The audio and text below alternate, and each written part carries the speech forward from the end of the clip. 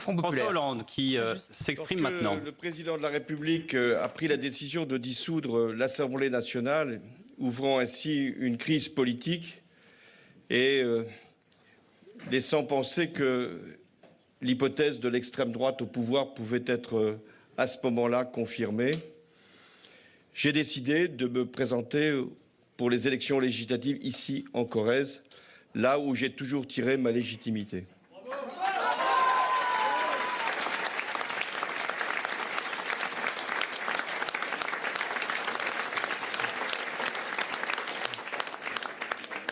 Je considérais que mon devoir, malgré les fonctions que j'avais occupées, qui auraient pu me retenir, était de tout faire pour empêcher l'extrême droite d'accéder au pouvoir.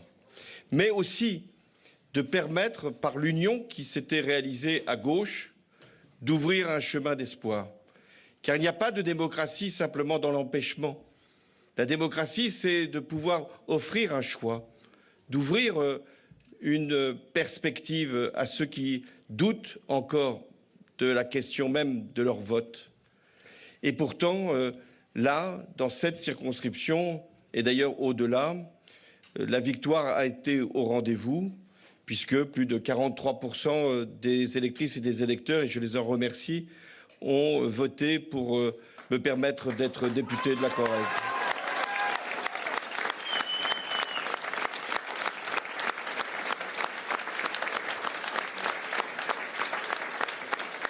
Malgré une triangulaire qui n'aurait pas dû être, mais au-delà de ce qu'est simplement ce résultat, il tient beaucoup à la mobilisation, et je veux ici les en remercier, de tous les partis de la gauche qui ont compris quel était le sens de cette démarche. Ça tient aussi, pour ce second tour, à des femmes et à des hommes qui ne sont pas de gauche, mais qui ont voulu, par leur vote, faire en sorte que le résultat soit clair, limpide, incontestable. Mais ici, nous sommes une partie de la France. Nous avons aujourd'hui un résultat qui nous donne à la fois une satisfaction, mais aussi une responsabilité. La satisfaction, c'est d'avoir justement permis d'écarter l'extrême droite et de faire en sorte que, grâce à des désistements, à un barrage et aussi à une mobilisation exceptionnelle des Français avec un taux de participation historique, nous puissions mettre l'extrême droite non pas de côté, mais la mettre très minoritaire dans l'Assemblée nationale. Le second résultat, et je ne voudrais pas qu'il soit occulté, c'est la défaite de la majorité sortante qui perdra sans doute des dizaines de sièges, malgré les désistements que la gauche lui a offerts pour permettre justement d'écarter l'extrême droite. Et puis enfin, il y a la poussée, la force que représente le nouveau Front populaire, la gauche rassemblée, et qui aujourd'hui aura sans doute le groupe ou les groupes les plus importants de l'Assemblée nationale. Mais ce serait trop simple de s'arrêter là. Je viens de faire une campagne, et beaucoup l'ont accompagnée, et partout en France, où j'ai vu les difficultés des Françaises et des Français. J'ai vu des pouvoirs d'achat entamés depuis des mois et des mois. J'ai vu des femmes retraitées qui n'en pouvaient plus. J'ai vu de nombreuses familles qui ne pouvaient plus accéder aux soins. J'ai vu aussi des personnes qui souffrent de leur vie quotidienne, de conditions de transport, d'habitat, qui sont rendues de plus en plus difficiles. Si nous oublions ce message, alors nous ne sommes pas au rendez-vous.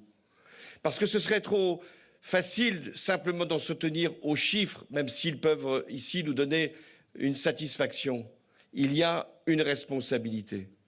Et c'est pourquoi le nouveau Front populaire doit prendre conscience de ce qu'il a à faire aujourd'hui. Il est le plus fort à l'Assemblée nationale. Il ne dispose pas d'une majorité absolue. Il a ce que l'on peut dire, au moment où je parle, une majorité relative. Que doit-il faire de plus? Essayer de chercher des appoints, il n'en trouvera, à mon avis, guère, même si rien n'est impossible. Ce qu'il a à faire, c'est de remplir son rôle, c'est-à-dire de peser sur les décisions qui devront être prises et de jouer, de ce point de vue, toute la pression nécessaire. Qu'est-ce que j'ai entendu, qu'est-ce que j'ai défendu au cours de ces derniers jours? Le fait qu'il devait y avoir un blocage des prix, et notamment le prix du gaz qui a augmenté de 11% il y a encore quelques heures, qu'il devait y avoir une indexation des salaires sur les prix, qu'il devait y avoir une augmentation du SMIC, qu'il devait y avoir une réforme de la régulation des soins, qu'il devait y avoir une remise en cause de la réforme des retraites. C'est de tout cela qu'il faut aujourd'hui faire que l'Assemblée s'empare.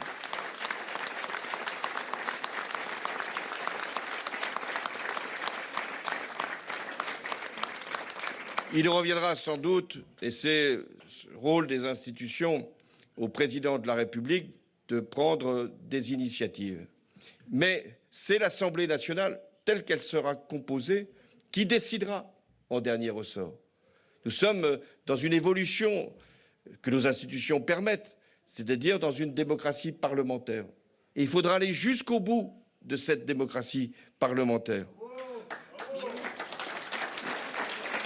Et la démocratie parlementaire, ça veut dire de rechercher, chaque fois qu'il est possible, des majorités pour faire voter des textes.